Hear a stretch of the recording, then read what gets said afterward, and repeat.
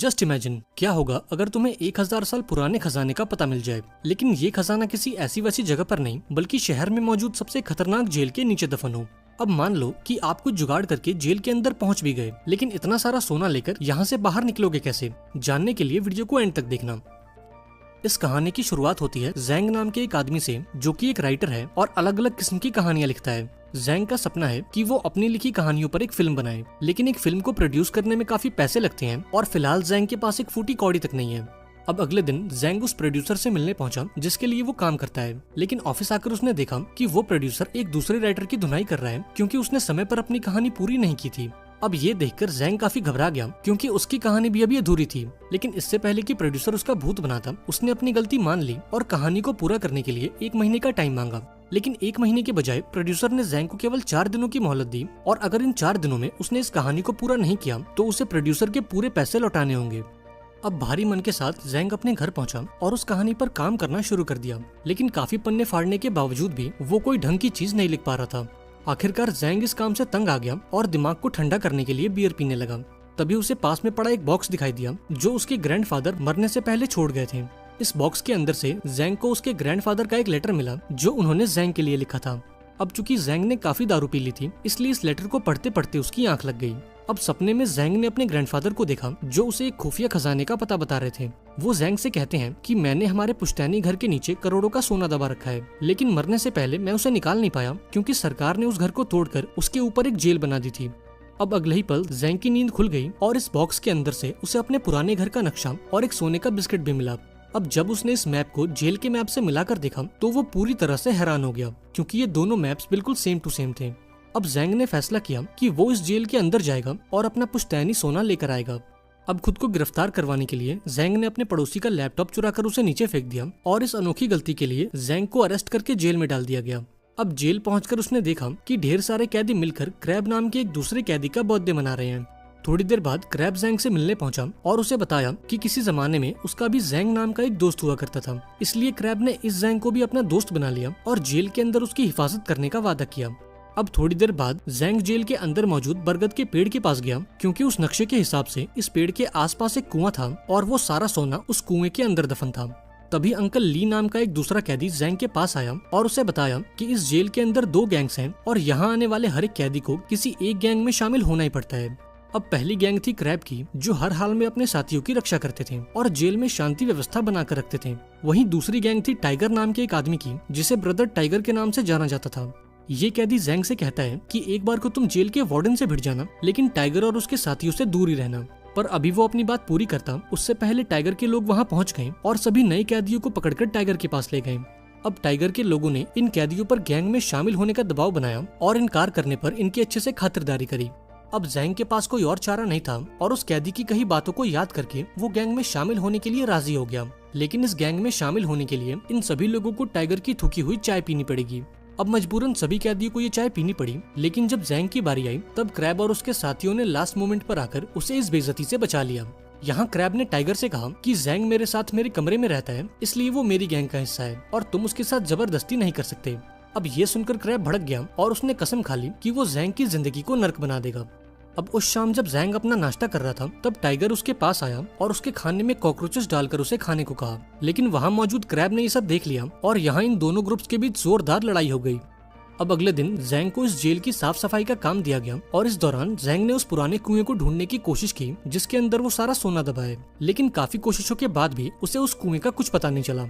इसके बाद वो जेल की लाइब्रेरी में पहुंचा जहां उसे ये बात पता लगी कि कुछ महीनों पहले ही इस जेल को तोड़कर दोबारा से बनाया गया है और इस जेल का नया नक्शा उसे यहाँ के फाइल रूम में मिलेगा। अभी वो इन ख्यालों में डूबा ही था कि तभी टाइगर और उसके साथियों ने जैंग पर हमला कर दिया। अब उस शाम क्रैब टाइगर के पास पहुंचा और उससे जैंग के बारे में पूछा क्योंकि ड्यूटी खत्म होने के बाद भी जैंग अब तक अपने कमरे में नहीं लौटा था। यहाँ टाइगर ने क्रैब से कहा कि मैं तुम्हें जैंग का पता बता दूंगा, लेकिन इसके बदले में तुम्हें मेरी थूकी हुई चाय पीनी पड़ेगी। अब क्रैब के पास कोई और ऑप्शन नहीं था और अपने दोस्त की जान बचाने के लिए उसने टाइगर की थूकी हुई चाय पी ली। अब क्रैब की अच्छी खासी बेइज्जती करने के बाद टाइगर उससे कहता है कि तुम्हारा प्यारा दोस्त जेल के कूड़ेदान में पड़ा है। ये सुनते ही क्रैब और उसके साथी फौरन कूड़ेदान की तरफ भागे जहाँ जैंग जिंदगी और मौत के बीच जूझ रहा था, पर समय रहते ये लोग वहाँ पहुँच गए और जैंग की जान बच गई। अब अपने दोस्त की ये हालत देखकर क्रैब को काफी दुख हुआ और उसने टाइगर को सबक सिखाने का फैसला किया। इधर जैंग भी इस मारपीट के लिए तैयार हो गया क्योंकि उसका प्लान था कि वो इस भगदड़ का फायदा उठाकर फाइल रूम में जाएगा और जेल के नए नक्शे को हासिल कर लेगा। अब थोड़ी देर बाद ये दोनों ग्रुप्स एक दूसरे के आमने सामने आ गए और इनके बीच जोरदार मुठभेड़ हो गई। इस भगदड़ का फायदा उठाकर जैंग ने गार्ड से उस फाइल रूम की चाबी चुरा ली और फौरन उस कमरे की तरफ भागा। लेकिन इससे पहले कि वो अंदर जा पाता, टाइगर और उसके साथियों ने उसकी खूब पिटाई लगाई और इस मारपीट के दौरान जैंग ने उस चाबी को कहीं खो दिया। अब इस लड़ाई के चलते टाइगर और क्रैब समेत जैंग को भी गिरफ्तार कर लिया गया और इन्हें इस अंधेरी जेल में डाल दिया गया। यहाँ जैंग काफी उदास था क्योंकि वो इस काल कोठरी में बैठे बैठे सोना नहीं ढूंढ सकता था। अब गुस्से में आकर उसने क्रैब से कहा कि तुम्हें मेरी हिफाजत करने की कोई जरूरत नहीं है, क्योंकि जब से तुम मेरी जिंदगी में आए हो मेरी जिंदगी आसान होने के बजाय और मुश्किल होती जा रही है। इसलिए मैं तुमसे रिक्वेस्ट करता हूँ कि तुम मुझे मेरे हाल पे छोड़ दो और मुझे इन फालतू के झगड़ों से दूर रखो। अब इन बातों को सुनकर क्रैब को काफी बुरा लगा क्योंकि वो तो सिर्फ जैंग की हिफाजत करना चाहता था। थोड़ी देर बाद उसने जैंग से माफी मांगी और उसे बताया कि उसकी जिंदगी में दोस्तों से बढ़कर और कुछ नहीं है। इसलिए जब उसने जैंग की ये हालत देखी तो वो खुद को रोक नहीं पाया और टाइगर से पंगा ले लिया। इसके बाद उसने जैंग को अपनी कहानी सुनाई और उसे बताया कि आज से कई साल पहले उसका जैंग नाम का एक और दोस्त था जिसने उसे गुंडों से बचाने के लिए खुद की जान कुर्बान कर दी और उस दिन क्रैब ने कसम खाई कि वो मरते दम तक अपने दोस्तों की रक्षा करेगा। अब ये सब सुनकर जैंग को एहसास हुआ कि गुस्से में आकर उसने क्रैब को कितना कुछ कह दिया। इसके बाद उसने क्रैब से माफी मांगी और उसे बताया कि वो इस जेल में क्यों आया है। उसने क्रैब को बता दिया कि वो जेल में अपने पूर्वजों का सोना लेने आया है। इस पर क्रैब ने उससे कहा कि मैं वो सोना ढूंढने में तुम्हारी मदद करूंगा, लेकिन इसके बदले में मुझे कुछ नहीं चाहिए क्योंकि वो सोना तुम्हारे पूर्वजों का है और उस पर पूरी तरह से तुम्हारा हक है। अब इन दोनों ने मिलकर एक प्लान बनाया जहां सबसे पहले इन्हें फाइल रूम से वो नक्शा चुराना होगा। प्लान के मुताबिक ये दोनों जेल के लॉन्ड्री रूम में गए और वहां मौजूद गार्ड की गर्दन पर ब्लीचिंग पाउडर छिड़क दिया। इस पाउडर के चलते गार्ड की गर्दन पर एलर्जी हो गई और उसे फटाफट जेल की इमरजेंसी रूम में लाया गया। इधर मौका मिलते ही जैंग ने इस गार्ड की यूनिफॉर्म चुरा ली और क्रैब को लेकर उस फाइल रूम में पहुंचा। अब काफी ढूंढने के बाद इन दोनों को वो नक्शा मिल गया जिसके हिसाब से वो पुराना कुआं उस लॉन्ड्री रूम के ठीक नीचे मौजूद है। अब इस नक्शे के इस्तेमाल से ये दोनों फौरन उस कुएं तक पहुंचे जहां इन दोनों को एक बड़ी सी दीवार नजर आई। जैंग को पूरा यकीन था कि उसका वो पुश्तैनी सोना इस दीवार के पीछे मौजूद है। इसके बाद इन दोनों ने एक एक हथौड़े उठा लिए और इस बड़ी सी दीवार को मार मार कर इसे तोड़ डाला। अब दीवार के टूटते ही जैंग फौरन अंदर आया और उस सोने की तलाश में लग गया। वहीं दूसरी तरफ क्रैब ऊपर जाकर पहरा देने लगा ताकि अगर उसे कोई खतरा महसूस हो तो वो जैंग को इसकी खबर दे दे। अब देखते ही देखते कई घंटे गुजर गए लेकिन अब तक उस सोने का कोई अता पता नहीं था। अंत में जैंग ने हार मान ली और यहाँ से वापस लौटने लगा क्योंकि उसे लग रहा था कि किसी ने उनसे पहले ही वो सोना निकाल लिया है। लेकिन वापस जाने से पहले क्रैब ने दीवार में लगे इस लकड़ी के टुकड़े को निकाल लिया और ऐसा करते ही इनके पीछे एक अलमारी खुल गई जिसके अंदर सोने के 100 बिस्किट मौजूद थे। अब इतना सारा सोना देखकर जैंग के तो मानो होश ही उड़ गए। यहाँ उसने सोने का एक हिस्सा क्रैब को देने की कोशिश की लेकिन क्रैब ने ये कहकर इनकार कर दिया कि ये सोना तुम्हारे पूर्वजों का है और इस पर सिर्फ तुम्हारा हक है। इसके बाद ये दोनों सारा सोना लेकर ऊपर पहुंचे और इसे जेल से बाहर निकालने की कोई तरकीब लगाने लगे। अब थोड़ी प्लानिंग के बाद इन दोनों ने ये फैसला किया कि वो ये सारा सोना कपड़े उठाने वाली मशीन में छुपाकर इस जेल से बाहर निकालेंगे। ये मशीन इस महीने की 22 तारीख को इस जेल से बाहर जाएंगी और जैंग भी 22 तारीख को इस जेल से छूट जाएगा। लेकिन 22 तारीख को आने में अब भी काफी समय था और तब तक इन्हें ये सोना बाकी लोगों से छुपा कर रखना था। इसलिए जैंग ने अपना दिमाग लगाया और ये सारा सोना तेजाब की बाल्टी में डाल दिया क्योंकि तेजाब कितना भी खतरनाक क्यों ना हो पर वो सोने का कुछ नहीं बिगाड़ सकता।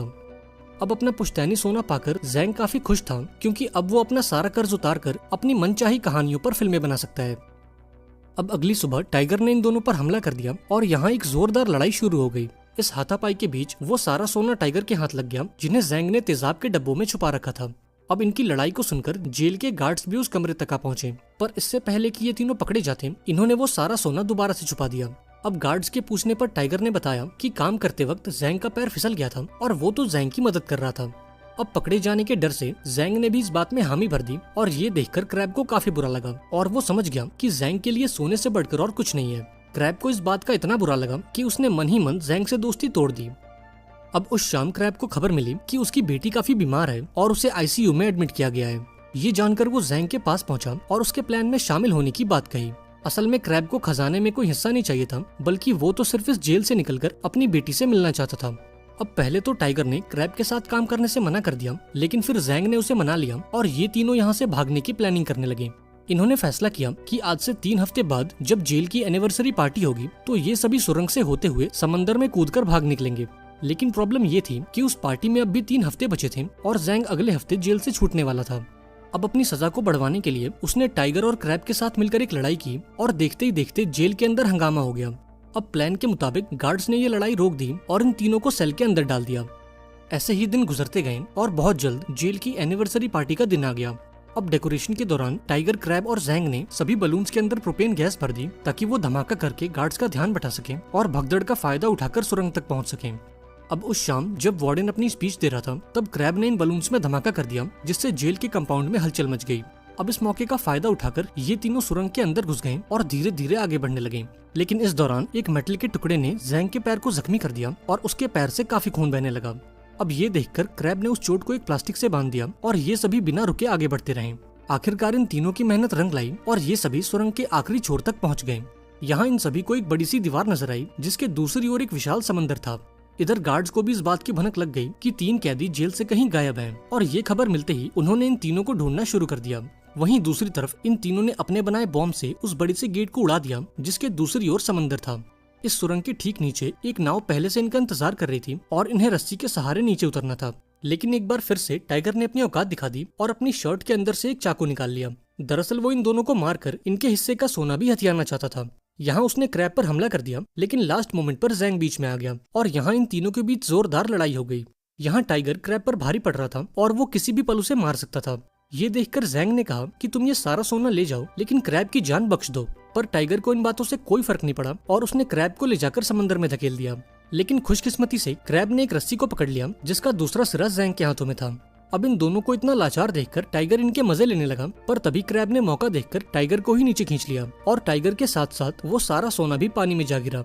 इसके बाद जैंग ने क्रैब को ऊपर खींचने की कोशिश की और इस दौरान उसे एहसास हुआ कि शुरू से लेकर अभी तक क्रैब ने एक सच्चे दोस्त की तरह हमेशा उसका साथ निभाया है। अब काफी कोशिश के बाद आखिरकार उसने क्रैब को ऊपर खींच ही लिया और इन दोनों की जान बच गई। अब थोड़ी देर बाद जब गार्ड्स इन्हें ढूंढते हुए सुरंग तक पहुंचे तब इन्होंने सरेंडर कर दिया और खुद को गार्ड्स के हवाले कर दिया। अब थोड़े दिनों बाद क्रैब को खबर दी गई कि उसकी बेटी की सर्जरी कामयाब रही और उसकी जान बच गई है। इसके साथ ही जैंग को यह बताया गया कि जो सोना समंदर में कहीं गुम गया था उसकी तलाश कर ली गई है और सरकार ने जैंग को उसका मालिक बताया है। आखिरकार जैंग की मेहनत रंग लाई और उसे उसका पुश्तैनी सोना मिल गया और फाइनली वो अपना सारा कर्ज उतार कर अपनी मनचाही कहानियों पर फिल्में बना पाएगा।